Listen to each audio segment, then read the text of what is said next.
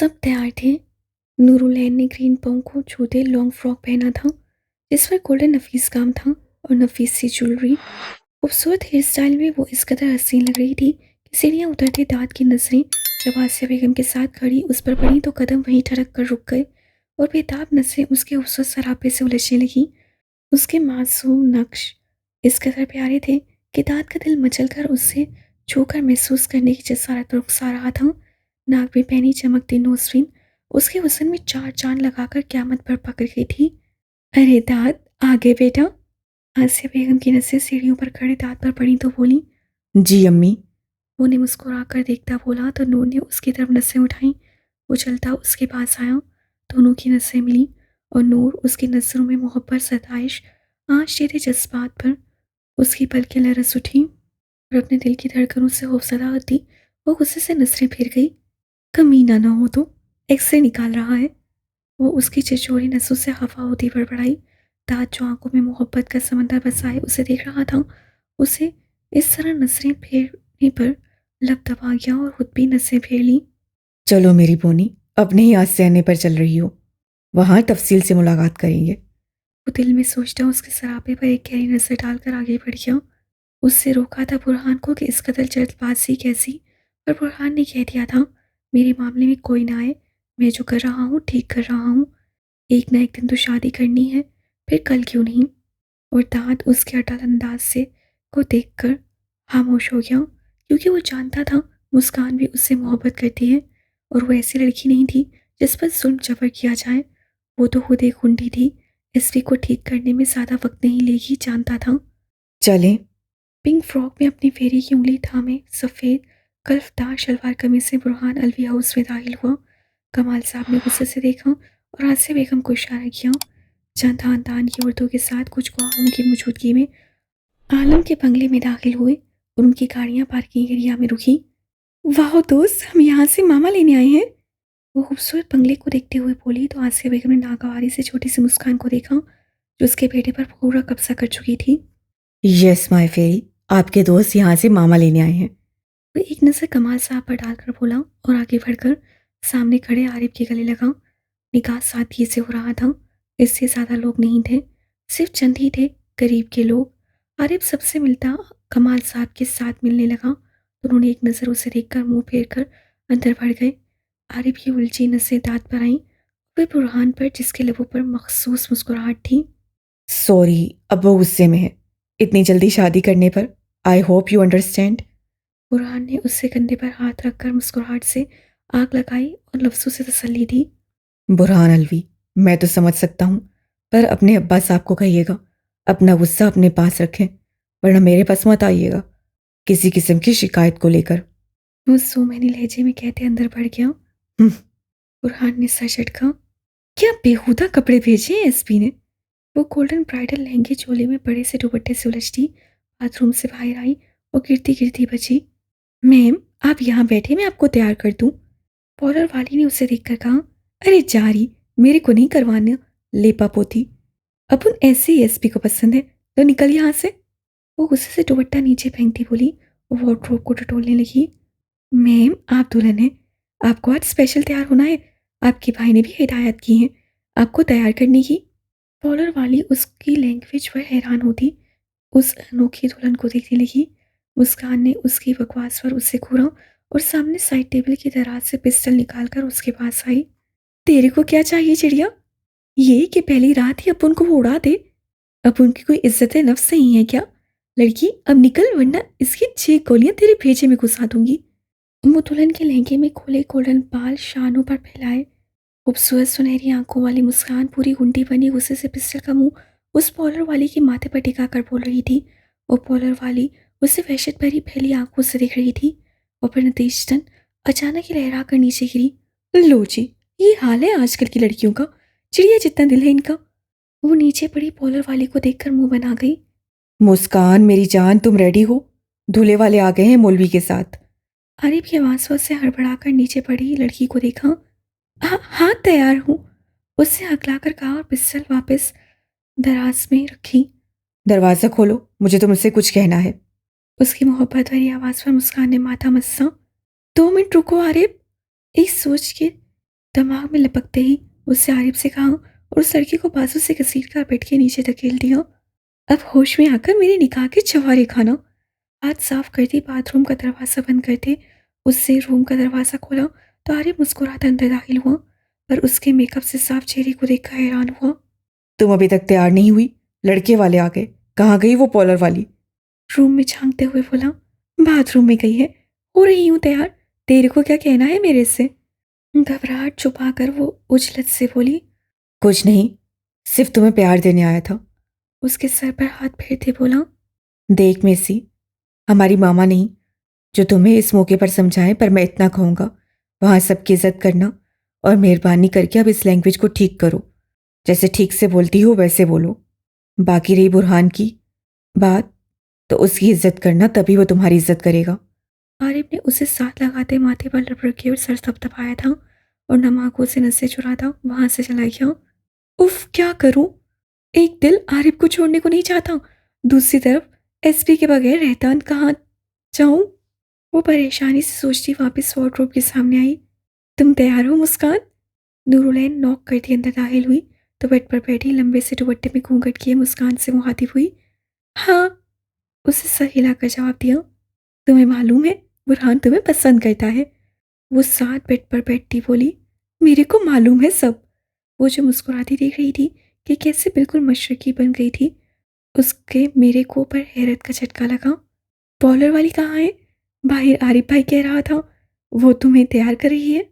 Sir झटकती नूर यहाँ वहाँ देखती बोली। वो चली गई, उसे जल्दी थी इसलिए। उसके जवाब पर वो सर हिला गई। हुरुलैन कहाँ है? वो हुरुलैन की गैर मौजूदगी पर पूछने लगी। क्या तेरी यहाँ दुल्हन से सब पूछते हैं? उससे घूंघट के नीचे से पूछा तो नूर हड़बड़ा गई। नहीं, वो तो मैं बस उसकी गैर मौजूदगी पर पूछ रही थी। शर्मिंदा होती वो सफाई देने लगी। ऊपर अपने रूम में है। उसके कहने पर वो सर हिला गई और खामोश होकर मजीद शर्मिंदा होने से चुप बैठ गई। मैं कैसी लग रही हूँ? टाइपिंग लगाते साइड से हुरुलैन ने पूछा तो उससे आईने से नसें हटाकर उसे देखा और फिर देखता रह गया। ट्रीप रेड लहंगे में बालों को स्टाइलिश चूड़ा बनाए जो उसे अभी पॉलर वाली बनाकर गई थी। कानों में डायमंड टॉप्स, गले में नेकलेस, कलाई में भर भर कर चूड़ियाँ, मेकअप से पाक उसका मासूम चांद की तरह चमकता चेहरा तारीफ के लिए लफ्ज छीन गया। कुछ कह नहीं सकता। साइड ने मुस्कुराते खुद पर परफ्यूम छिड़का। है, क्या मतलब? कुछ कह नहीं सकते? उस बॉलर वाले ने इतनी तारीफ की और आप कुछ कह नहीं सकते? अब मुझे पूरा यकीन है आप मुझसे चलते हैं। वो गुस्से से बोली। साहिर ने अपनी मुस्कुराहट दबाई। जाने आलम, मैं क्यों जलने लगा अपनी शहजादी से? उससे परफ्यूम रखते उसकी चूड़ियों से भरी कलाई नरमी से थामकर अपने सामने खड़ा किया और आईने में दोनों के मुकम्मल अक्स को देखने लगा। इसलिए कि आप मेरे जितने खूबसूरत नहीं होंगे, मेरे जितने होशियार नहीं होंगे, समझदार भी नहीं होंगे। ऐसे ही लोग चलते हैं एक दूसरे से जिससे आप चलते हैं मुझसे। वो छोटी सी नाक सुखेड़ कर बोली और एक अदा से अपनी उंगली पर आके रखी नागिन जैसी बालों के लट को लपेटने लगी। आलम से मुस्कुराहट जब्त करना मुश्किल हो गया। जलता मैं नहीं, जल मेरा दिल रहा है इस वक्त तुम्हें बाहर निकालने के लिए। ऐसा नहीं हो सकता कि हम दोनों यहीं रह जाएं एक दूसरे के साथ, और सिर्फ आलम, उसकी ऐन और मैं तुम्हारी ढेर सारी तारीफ करूं, कुछ सरगोशियों से तो कुछ अपनी मोहब्बत के अमल से। तुम्हारे इस खूबसूरत चेहरे पर अपनी मोहब्बत की लाली बखेर दूं। हाँ, वो उसे अपने आसार में लेकर उसके कानों में पहने टॉप्स को लबों की हरारत से छोटे सरगोशी में बोला। यूरोलाइन की रीढ़ की हड्डी में सर्द लहर दौड़ गई। माथे पे पसीने के साथ हथेलियां भीग गईं। उसके फूले रुखसार दबकर खून छिड़क आने लगे और उसकी सांसों की तपिश से वो लरसने लगी। नहीं, मुझे जाना होगा, वरना नीचे सब क्या सोचेंगे? वो अपनी मुट्ठी में दबी लिपस्टिक पर पकड़ मजबूत करती हिम्मत करके बोली। सब कौन होते हैं हमारे बारे में सोचने वाले? उनकी गर्दन अलग कर दूं जो हमारी प्राइवेसी में दखल दे। दूसरा जुमला वो सिर्फ बड़बड़ाया और उसकी गंभीर बड़बड़ाहट को वो अपनी अबतर हालत में समझ ही न सकी। नहीं, आलम, मेसी को आप बहन मानते हैं और चलना ज़रूरी है। उससे जैसे उसे समझाने की कोशिश की, वो गहरा सांस भरकर रह गया। क्या मैं ये लगा सकती हूँ? मेकअप वाली ने कहा मैं बहुत खूबसूरत लगूंगी इसमें। आपने मना कर दिया मेकअप से, वरना वो मुझे बहुत कुछ लगाने वाली थी, पर नहीं लगा पाई। अलबत्ता ये लिपस्टिक दे दी है। क्या आपकी इजाज़त से लगा लूँ प्लीज़?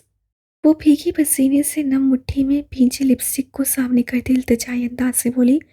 साई ने उसके चेहरे से नज़रें हटाकर सफ़ेद शिफाफ हथेली में भीगी लिपस्टिक को देखा। दिखाओ। उससे हाथ से ली और उसे रेखने लगा। क्या करोगी ये रंग लगाकर? मुझे हुक्म दो, मैं नेचुरल रंग तुम्हारे लबों पर सजा दूंगा, सिर्फ सेकंड में। उसका बेबाक लहजा ओरुलैन के छक्के छुड़ा गया। आलम! वो हफ्ते शर्म से मिनमिनाई और उसके मजबूत बाजू पर चुटकी काटनी चाहिए, पर उसके पत्थर जैसे सख्त जिस्म पर चुटकी काटने से नाकाम रही तो शर्मिंदा हो गई। आ जाओ, लगाकर देखते हैं। वो उसे लेकर बेड पर बिठाता खुद पास बैठा। क्या? वो घबरा गई। वो आलम उसकी हालत पर हंस पड़ा। डार्लिंग, यही लिप के स्टिक। शरीर नसों से देखता बोला तो जैसे उसकी सांस में सांस आई। हे, लिपस्टिक क्या? बेवकूफ, लिपस्टिक होता है। जरा भी नहीं पढ़े। आपसे तो मैं अनपढ़ ठीक हूँ। सच्ची यार, कुछ नहीं आता आपको। वो गर्दन अकड़ाकर खुद की तारीफ करती उसके जाहिलपन पर नाक बरो चढ़ा गई। मेरी जान, लिपस्टिक कहते हैं इस रंग की डब्बी को। लिप के स्टिक कहते हैं तब जब ये तुम्हारे लबों पर आएगी। अब इतना तो तुम्हारा आलिम पढ़ा लिखा है कि इस अंग्रेजी की आंख मुंह फोड़ सके। पहले उसे समझाकर फिर सिर्फ लफ्ज़ों में ही बात मुकम्मल की। ओह, इंग्लिश। सॉरी, मैं ही बेवकूफ़ हूँ। समझती नहीं कि हर बात इंग्लिश में बदल जाती है। देख लो, ऐसे ही डब्बी में है तो लिपस्टिक लगाया तो लिप किस स्टिक। उफ, एक ही अंग्रेजी मुझे पागल कर देगी। वो कुछ देर तक खुद के मुंह से अपनी तारीफ पर अफर शर्मिंदगी मिटाने के लिए सर पीट गई। इट्स ओके बेबी, तुम अभी सीख रही हो तो ऐसा हो जाता है। उसकी मुतबस्सम बात पर वो जोरों शोर से सर हिला गई। आलम ने उसकी थोड़ी से पकड़कर चेहरा ऊपर करते उसके लरसते पलकों को देखा। वहां से नजरें सिरकती नाक पर आई, फिर लबों से होती नीचे तिल पर जम गई। तुम्हें तारीफ की जरूरत नहीं होनी चाहिए। तुम एक तारीफी मुजस्मा हो जिसमें आलम की सांसें बजती हैं। उसके दिल को अंगूठे से सहलाते लबों पर लिपस्टिक लगाने लगा और वो उसके शहर में कुछ समझ नहीं सकी कि उसके लबों पर सच में लिपस्टिक लग रही है या सिर्फ वो डब्बी ही उसके लबों पर घूम रहा। आलम नहीं चाहता था कि उसके खूबसूरत लब किसी बनावटी तह तले छुप जाए, तभी वो चाहकर भी उसे नहीं लगा सका। कैसी लग रही है लिपस्टिक? दोनों लबों को आपस से भींचकर फिर उन्हें अलग कर दी पुरजोर सी बोली। मैंने जिंदगी में पहली बार लगाई है। वो कहते ही शर्मा गई। बहुत खूबसूरत। उसे थोड़ी से पकड़कर चेहरा करीब किया और रूलैन उसकी भारी गंभीर आवाज सांसों की तपिश से घबरा गई। आलम, देर हो गई है। वो आंखों में गुस्से उसी गर्म सांसों की तपिश पर आंखें मूंद गई और सांसों की डोर को थाम लिया। होने दो। बोझल लहजे में कहते वो उसके चेहरे पर झुकाया और नरम गरम लफ्ज से उसके लबों को अपनी मोहब्बत की लाली बख्श दी और उसके दिल को छूते दूर हुआ। मेरी लिप किस्टिक। सांसों की तेज रफ्तार के बीच वो हकलाई। लग गई है और बहुत गहरा रंग है, नहीं उतरेगा। वो उसके पंखड़ियों जैसे सुर्ख लबों पर उंगली फेर कर बोला। दूर शर्म से नजरें झुका गई। वो उसके पास से उठा और लिपस्टिक को डस्टबिन में फेंक दिया। आलम, मेरी पासेब। अचानक उसे याद आया तो जी ही। जाने आलम, वही निकाल रहा हूं। वो महमल के केस से पासेब निकालता बोला और मजबूत कदम उठाता सैंडल नीचे रखकर उसके सामने नीचे पंजों के बल बैठ गया। और खुशी से हथेलियां थोड़ी पटिक आ गई। आप कितने अच्छे हैं, मुझे लिपस्टिक लगाई और फिर अब पाजेब पहना रहे हैं। अपने घुटने पर उसके पाँव को रखते हुए आलम से बोली। आलम ने मुस्कुराती नजर डाली। क्योंकि मैं मतलबी शख्स हूं। मेरा मतलब मेरी मोहब्बत है और मेरी मोहब्बत तुम हो। तुम हो तो मैं हूं और मैं एक मतलबी शख्स हूं। वो अपने मखसूस लबो लहजे में बोलता और रुलैन को उलझा गया। बाज़ मुझे आपकी बातें समझ नहीं आती, बहुत मुश्किल बोलते हैं। वो पलके झपकाकर कहती सामने ही देखने लगी, बगैर जाने कि उसकी नज़रें साय की बुरी आंखों से उलझी हुई थी। आलम, दुनिया में कितना उजाला है। और सोच सी वो देखती बोली। आलम ने उसके सफ़ेद शफाफ पाँव में डायमंड से चमकती बांसें पहनाकर लॉक करते झुककर वहाँ पर लब रखे कि वो झरझरी उठी और उसकी शिद्दत भरे लफ्ज़ पर सिमट गई। दुनिया में उजाला होता तो अभी तक तुम्हारी आंखें रोशन होती। यहाँ बहुत गहरा अंधेरा है, तुम्हारी आंखों से भी ज्यादा। वो सिर्फ सोच कर है क्या, उसे डराना नहीं चाहता था, ना ही दुनिया से बदल करना चाहता था। बहुत रोशन है दुनिया कि आंखों में उसकी रोशनी चुभती है, और जो उससे घबरा कर आंखें झपकता है तो फिर खोल नहीं पाता। उसके दूसरे पाँव में पहनाकर वहां पर भी लब रखे और सैंडल्स पहनाने लगा। क्या आपने इसकी चुभन वाली रोशनी पर आंखें झपकी हैं? वो उलझी उलझी से सवाल करने लगी। हाँ, झपकी थी और गहरी नींद में चला गया कि फिर आसपास से आती सिसकियों पर बेदार हुआ। आलम ने मुस्कुराते उसे खड़ा किया और अपने सामने और उसके शानों पर हाथ टिकाए। वो किसकी सिसकियां थी आलम? उससे मासूमियत से आंखें फैलाई। डार्लिंग, उनकी जो इस चुभन से आंखें झपकते हैं और जब खोलते हैं तो सिसक उठते हैं। वो उसका गाल सहलाते बोला। क्या नूर की आंखों में चुभती होगी ये रोशनी? उसे अपनी बहन की टेंशन होने लगी। नहीं, उस तक कोई चुभन वाली रोशनी नहीं पहुंच सकती। उसे अलिफ याद आया, जिसकी आंखें इस कदर गहरी काली रात की तरह थीं कि उस पर ना उससे जुड़े रिश्ते पर रोशनी की आंच पड़ सकती थी। शुक्र। हूर ने गहरा सांस खारिज करते अपने तड़पते दिल को सुकून दिया। आलम, क्या अब आपको? डार्लिंग, वो पहले की बात थी। अभी बहुत काली रात है, जिसका सूरज सिर्फ तब उभरेगा जब आलम की वहशत उसे पूरा निकल नहीं लेती। उसके कांपते होंठों पर उंगली रखकर उसे खामोश करवा दिया और फिर दोनों के बीच खामोशी छाई रही। सिर्फ एहन की दिल की धड़कन का शोर सुनाई देने लगा कि आलम के लबों पर गहरी मुस्कुराहट रेंगी। आप मेरी सारी लिपस्टिक मिटा देंगे? उसकी उंगली की सरसराहट पर वो कांपती उंगलियों से उसकी उंगली थाम गई। जब तक मैं तुम्हारे साथ रहूंगा ये रंग यूं ही गहरा रहेगा। उसकी उंगलियों को लबों से लगाते पुरशौक नजरों से उसकी झुकी पलकों को देखते बोला तो वो खुशी से सर हिला गई। आप मुझे रोज लगाने देंगे? खुशी से वो चहकी। रोज? साइड ने झुककर रजामंदी दी। आई लव यू आलम। वो उसके गिर्द बाहें डालकर सीने पर लब रख गई थी। आप मेरी ख्वाहिशों का कितना ख्याल करते हैं, मेरी हर खुशी पूरी करते हैं। वो नम लहजे में खुशी से बोली। मैंने पहले ही कहा डार्लिंग, मैं मतलबी हूँ। उसे कमर से जकड़ते अपने सीने में भींचकर सरगोशी में बोला। और रूले ने नफी में सर हिलाया। आप मतलब ही नहीं हो सकते आलम। मतलब परस ऐसे तो नहीं होते। आप तो मोहब्बत देने वाले इंसान हैं, एक प्यारे शख्स, मोहब्बत बांटने वाले। वो सर ऊपर उठाती हुई बोली। मुझे नहीं लगता। आलम ने झुककर उसकी पेशानी पर लब रखे और दुपट्टा सर पर उड़ाकर रूम से साथ लेकर निकला। आप मतलब ही नहीं हो सकते आलम। मतलब बस ऐसे तो नहीं होते। आप तो मोहब्बत देने वाले इंसान हैं, एक प्यारे शख्स, मोहब्बत बांटने वाले। वो सर ऊपर उठाते हुए बोली। मुझे नहीं लगता। आलम ने झुककर उसकी पेशानी पर लब रखे और दुपट्टा सर पर उड़ाकर रूम से साथ लेकर निकला। वो सब लाउंज में बैठी थीं। खानदान की कुछ औरतें और दो तीन लड़कियों के साथ आसिया बेगम भी मुंह बनाए बैठी थीं। चेहरे से साफ पता लग रहा था कि वो खुश नहीं इस निकाह से। सुन आसिया, ये तो हुरुलैन है ना? सीढ़ियों से उतरते लंबे चौड़े खूबसूरत मर्द के साथ दुल्हन के लहंगे में डायमंड की ज्वेलरी में हुरुल ऐन को देखकर वो बेयकीनी से सरगोशी में आसिया बेगम से पूछने लगी। कहाँ? आसिया बेगम ने पूछा, क्योंकि उसे कब से हुरुल ऐन दिखाई नहीं दे रही थी। पीछे देख, ये कौन है इसके साथ? और तुम लोगों ने शादी कब करवा दी इसकी? हमें तो बताया नहीं। उसके कहने पर आसिया बेगम के साथ बाकियों ने भी मुड़कर देखा और फिर देखते रह गए। ग्रे थ्री पीस सूट में लंबा चौड़ा उसका वजूद, घनी भूरी दाढ़ी, सफेद रंगत, पूरी आंखों में ठहरा देने वाली बर्फ जैसे सर तासुर वाले सायर आलिम के साथ मुस्कुराते डीप रेड लहंगे में मेकअप से पाक चेहरे वाली होरुलैन को देखते सबके मुंह खुले के खुले रह गए। क्या नसीब पाया है इस दागदार लड़की ने।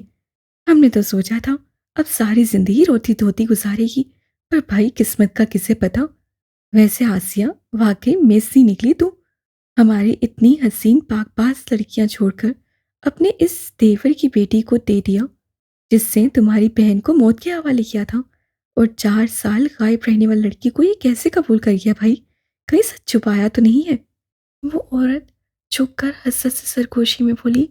छोड़ो भी नवीदा बेगम, हमें तो खुश होना चाहिए। बिन माँ बाप की बच्ची है, अल्लाह इसके नसीब में ढेर सारी खुशियाँ लिखे। इतने दुख देखे हैं, अब जाकर खुशियाँ मिली हैं तो इस पर उसका हक है। माशाल्लाह करो, अल्लाह तुम्हारी बेटियों का भी नसीब अच्छा करेगा। दूसरी औरत ने कहा तो मुंह बनाकर रह गई और अब होरुलैन को बातें करते मुस्कान के रूम की तरफ जाते देखने लगी। फिर भी पता तो चले कौन है ये लड़का। वो तजस्सुस से पूछने लगी। कमाल साहब के जान पहचान वाला है, आसिया बेगम ने कहा और चेहरा मुड़ गई। हम जा रहे हैं हुरू लैन के पास। वहाँ पर मुझे लड़कियां कहती आलिम को देखती हुरू लैन के पीछे मुस्कान के रूम में आई। बुरहान की इनकार के बावजूद आरिफ ने बड़ी से लेकर छोटी चीज़ तक हर ज़रूरत का सामान पहुंचाया था अलवी हाउस। और आसिया बेगम को उसके जहेज से ही अंदाज़ा हुआ कि लड़की अमीर घर से है। वो तो आलम के घर को देखकर अंदाज़ा लगा चुकी थी, पर फिर भी उसका मुंह मुस्कान के जहेज से बंद कर दिया। बुरहान ने कुछ भी अपने रूम में तब्दीली लाने के बजाय उसका सारा फर्नीचर और उसका सामान स्टोर रूम में रखवा दिया। अंदर जाओ, तुम्हारी बहन बैठी है और मुस्कान से भी मिलो।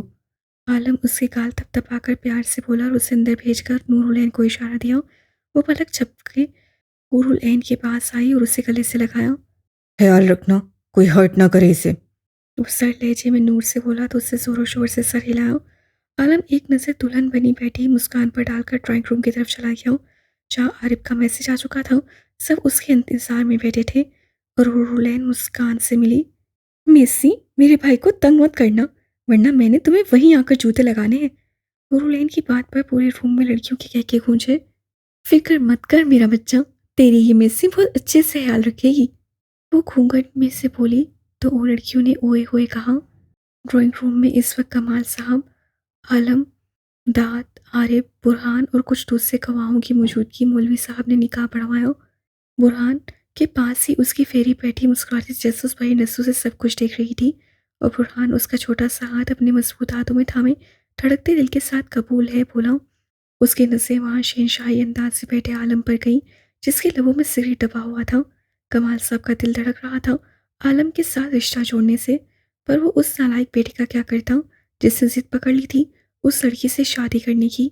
दूसरी बार भी कबूल है कहा और तीसरी मर्तबा कहते साइन किए तो मौलवी साहब ने दुआ के लिए हाथ उठाए। साथ सबने ही साथ दिया। अलबत्ता आलम वैसे ही पोजीशन में बैठा था और फिर आमीन कहते सबने उससे मुबारकबाद दी और वो चेहरे पर मुस्कुराहट सजाए वसूलता रहा। आरिफ ने मुस्कुराकर उसे गले लगाया और फिर दाद ने निकाह मुबारक हो भाईजान।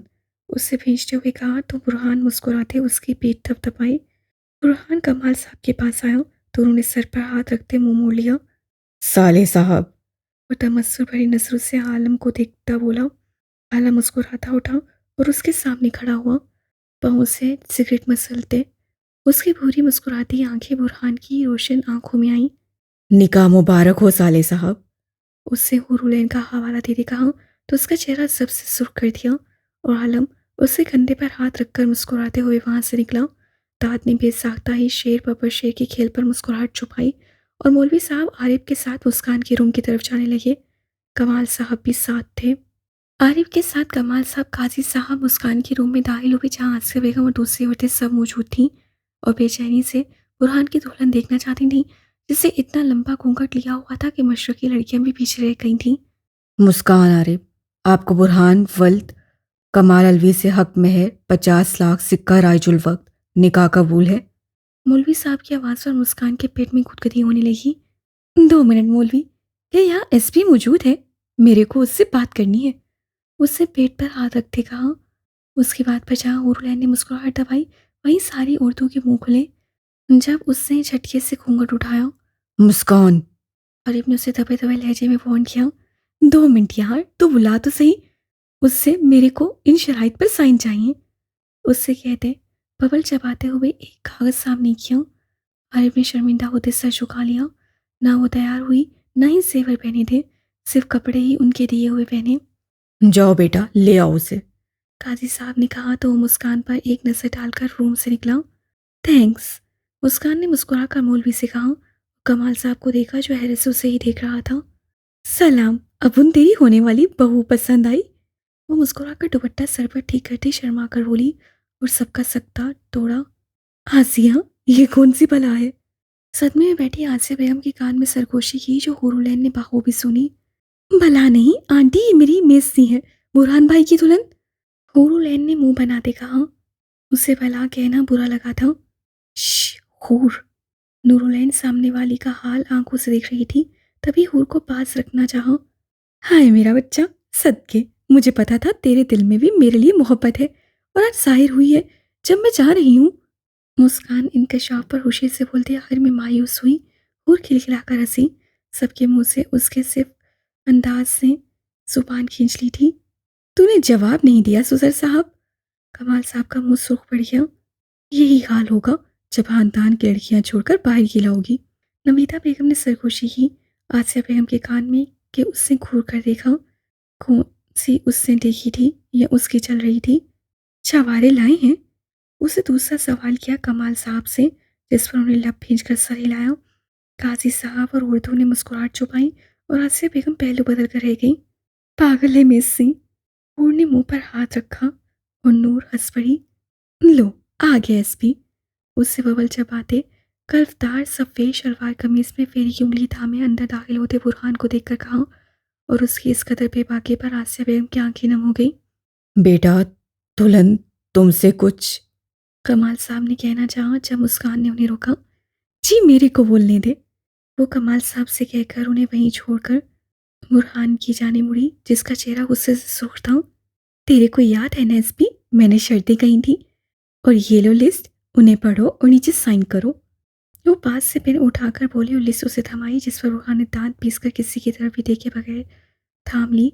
मुझे तेरे पर यकीन नहीं कि तू अपनी बात पर टिका रहेगा या नहीं, इसे अभी ही साइन कर, वरना चवारे उठा और रवाना हो। फिर सारी जिंदगी एक तरफा मोहब्बत नहीं, नखा में गुजारना। उससे पढ़ते येसो गस से मुस्कान को देखा, जो फेरी से बात भी कर रही थी। दांत पीसकर उससे वापस नजर लिस्ट पर दिखाई। शर्तें, एक, ड्यूटी ऑफ होते एक आइसक्रीम का पैकेट छोटे पैकेट के लिए और दूसरा बबल का पैकेट अपुन के लिए।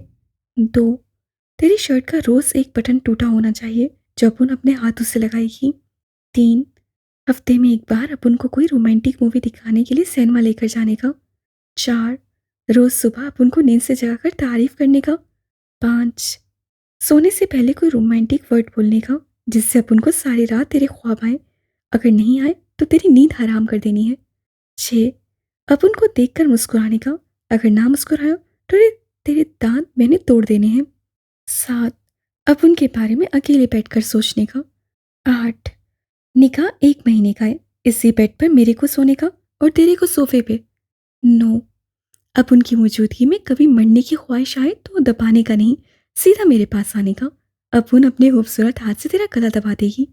10, सुबह तारीफ के बाद अपुन के लिए एक गुलाब लाने का और अपुन के बालों में अपने हाथों से लगाने का।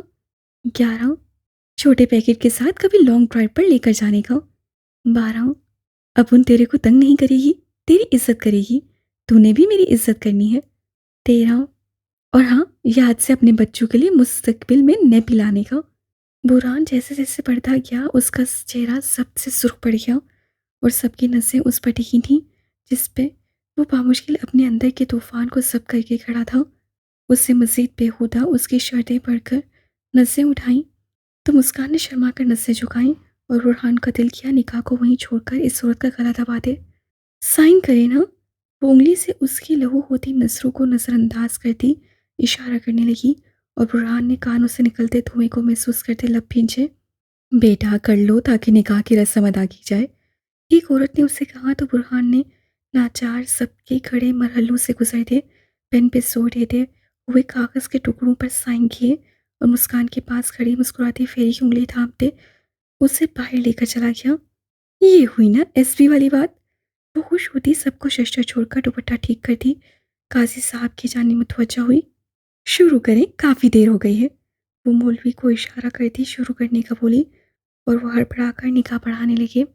मुस्कान आरिफ, आपको बुरहान वल्द कमाल अलवी से हक मेहर 50 लाख सिक्का राइजुल वक्त निकाह कबूल है। मौलवी की आवाज़ पर मुस्कान ने शर्माते आरिफ को देखा, जिससे खुद हंसी आ रही थी अपनी बहन पर। क्या बोलने का? उसके पूछने पर अब की बार कैको का तूफान उठा, जो लॉन्च में बैठे आलम, दाद और बुरहान ने बाखूबी सुना। कबूल है बोलने का। एक लड़की ने लुकमा दिया तो बाकी सबकी हंसने लगी। आसिया बेगम ने कमाल साहब को देखा और उनके गुस्से से सुर्ख चेहरे को देखकर खुद पे सब करती रोने से बात रखने लगी। उन्होंने हुरुलैन को ठुकराया था, पर उस लड़की को देखते, उसके बोलने का स्टाइल देखते, उन्हें हुरुलैन 1000 गुना बेहतर लगी बुरहान के लिए।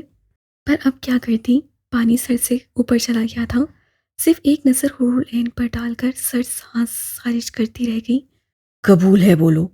आरिफ ने उसके सर पर हाथ रखते कहा तो उसे सर हिलाया। फिर से शुरू कर मौलवी, अब सीधा जवाब देना चाहती है।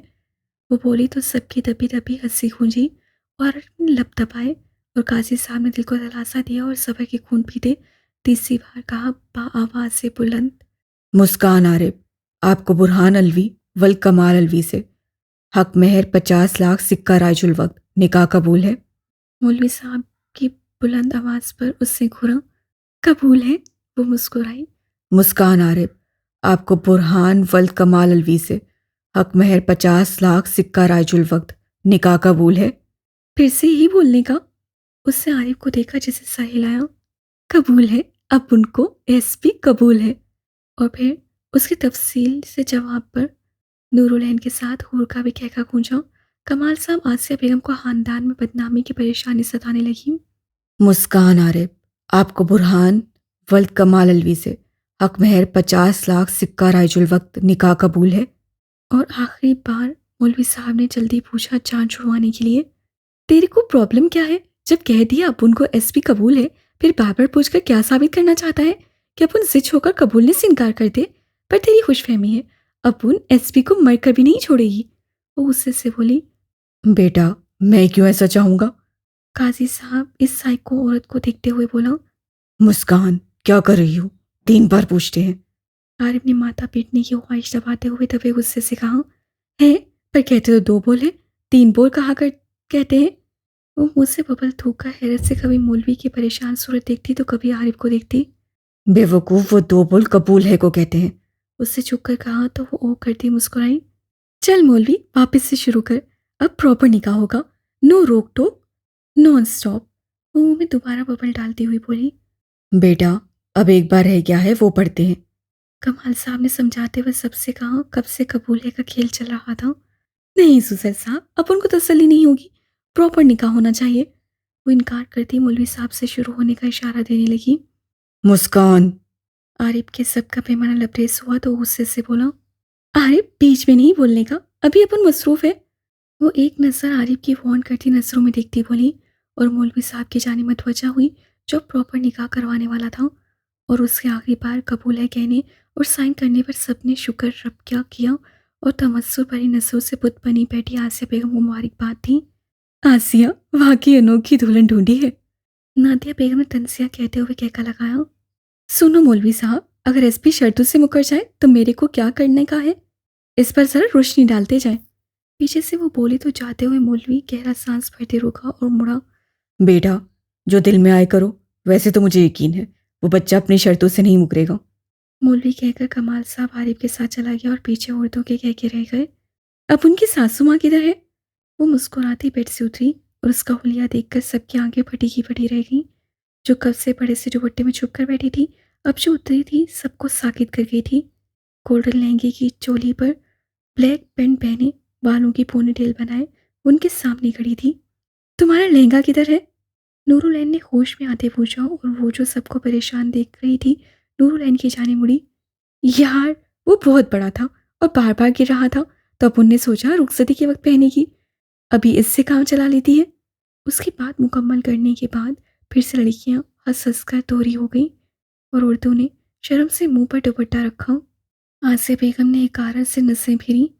क्या हुआ है नूर, सब हंस क्यों रही हैं? हुरलैन ने मुस्कुराते पूछा और नूर ने हंसते उसके कान में मुस्कान का हुलिया बयान किया तो हुरलैन भी कहका लगा उठी। नॉट फेयर हूर, तुम भी? मुस्कान ने मुंह बनाया।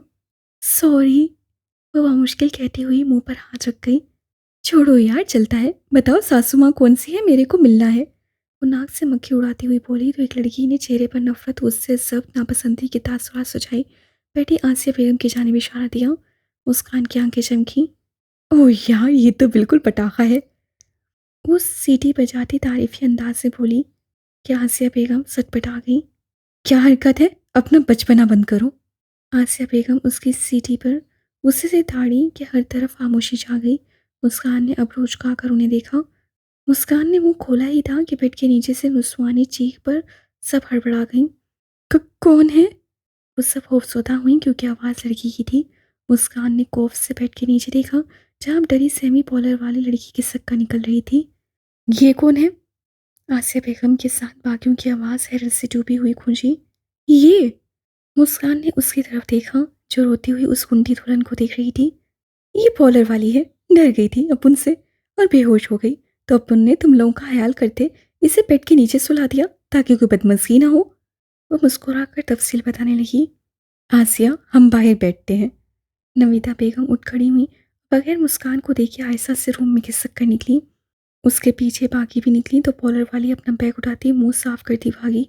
क्या हुआ? ये सब जाग क्यों रही हैं? वो परेशानी से बोली। आसिया बेगम ने उसे देखा और खड़ी हुई। जाकर खुद पर गौर करो।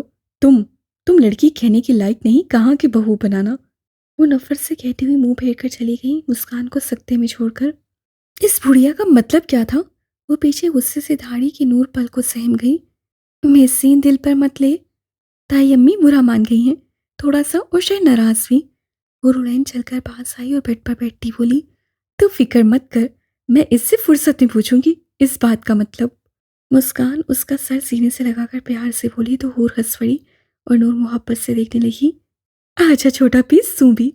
उससे नूर को बुलाया और वो मुस्कुराती उसके पास आई। तीनों गले लग गईं। चलो जाओ, अब लहंगा पहन कर आओ, फिर मैं तुम्हारा थोड़ा बहुत मेकअप कर देती हूँ। नूर ने उसे उठाते हुए कहा, तो वो मुंह बनाती चली गई। मैम प्लीज़, बहुत लेट हो गई हूँ, किसी को कहिए ना कि घर ड्रॉप कर दे। अभी मैं किसके साथ जाऊँ? पॉलर वाली लड़की अपना बैग लेकर आसिया बेगम के पास आई और बोली। आसिया बेगम ने उसे देखा। अच्छा 2 मिनट, मैं अपने बेटे को कहती हूँ तुम्हें ड्रॉप कर देगा। वो उसके सर पर हाथ रखती दाऊद को बुलाने चली गई। दाऊद, यहाँ आओ। ड्राइंग रूम में बैठे बातें करते सबके बीच दाऊद को बुलाया तो वो अपनी माँ की आवाज़ पर एक्सक्यूज़ करता उठा। जी अम्मी, कोई काम है? जी बेटा, जाओ बहन को घर ड्रॉप कराओ, लेट हो गई है। आसिया बेगम ने साथ खड़ी लड़की की तरफ इशारा किया तो वो सर हिला गया। आइए सिस्टर। दांत सर हिलाकर आगे बढ़ा और लड़की उसके सिस्टर कहने पर सर हिलाती आसिया बेगम का शुक्रिया अदा करती पीछे हुई। भाई, वो दुल्हन कौन थी? लड़की गाड़ी में बैठी डरी सहमी सी बोली। दुल्हन? दांत ने सोचा और मुस्कान का ख्याल आते मुस्कुराया। भाभी है मेरी। उससे मुस्कुराहट पास की। आपको एक बात बताऊं? उससे डरते कहा। जी ज़रूर। गाड़ी मेन रोड पर डालते हुए इजाजत दी। वो ना, आपकी भाभी के पास पिस्तौल है, उससे मेरे माथे पर रखा मुझे मारने की कोशिश की। उससे गहरा सांस भरते बताया। आंखें फिर से याद करके भीग गई और दांत को अफसोस होने लगा। नहीं गुड़िया, वो असली पिस्तौल नहीं थी। उसने सिर्फ आपको डराने के लिए ऐसा किया था, वरना वो खुद डरती है। उससे जैसे उसकी हालत की पेश नज़र उसे दिलासा दिया और उस लड़की ने पहले हैरत से देखा और फिर उसकी आंखों में बेयकीनी के तासुरात देखकर सुकून का सांस दिया। उसके बताए हुए एड्रेस पर उसे ड्रॉप कर दे। तात ने वापसी पर मोबाइल निकाला और मुस्कान को कॉल की। क्योंकि नूरुलैन वहीं मौजूद थी तो उसके काम मुस्कान ही आ सकती थी। मुस्कान से बात करने के बाद उससे गाड़ी पार्किंग एरिया में रोकी और खुद बैक साइड की तरफ चला गया और वहां से अपने रूम में दाखिल हुआ।